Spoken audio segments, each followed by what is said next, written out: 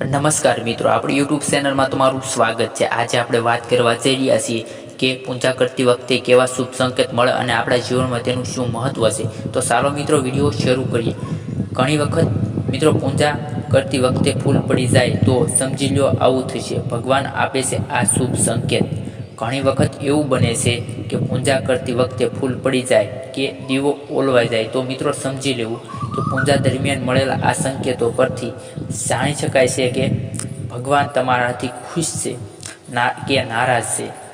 કેટલાક એવા શુભ સંકેતો છે જે દર્શાવે છે કે ભગવાન તમારાથી ખુશ છે અને આજે અમે તમને આ સંકેતો વિશે જણાવવા જઈ રહ્યા છીએ।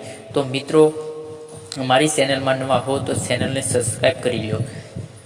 તો મિત્રો, જે તમારું જીવન બદલી નાખશે। હિન્દુ ધર્મમાં મિત્રો ઘણું જ મહત્વ છે પૂજાનું।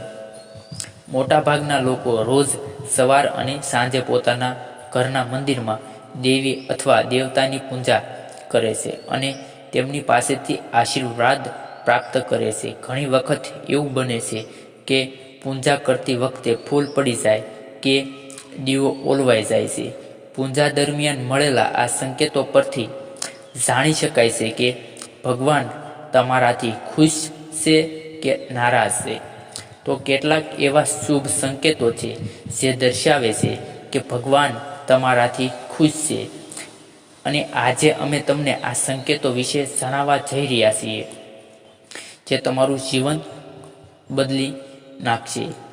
ઘણી વખત એવું બને છે કે આપણે પૂજા કરતા હોઈએ તે દરમિયાન ભગવાનની મૂર્તિ પરથી ફૂલ નીચે પડી જાય છે।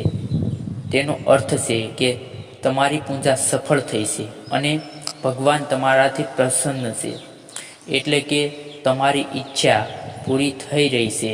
તો મિત્રો, આવા જ ધાર્મિક વિડીયો માટે આપણી આ ચેનલને સબસ્ક્રાઈબ કરો અને બેલ આઇકન દબાવો, જેથી આવનારા આવા ધાર્મિક વિડીયો સૌથી પહેલાં મિત્રો તમને મળી રહે।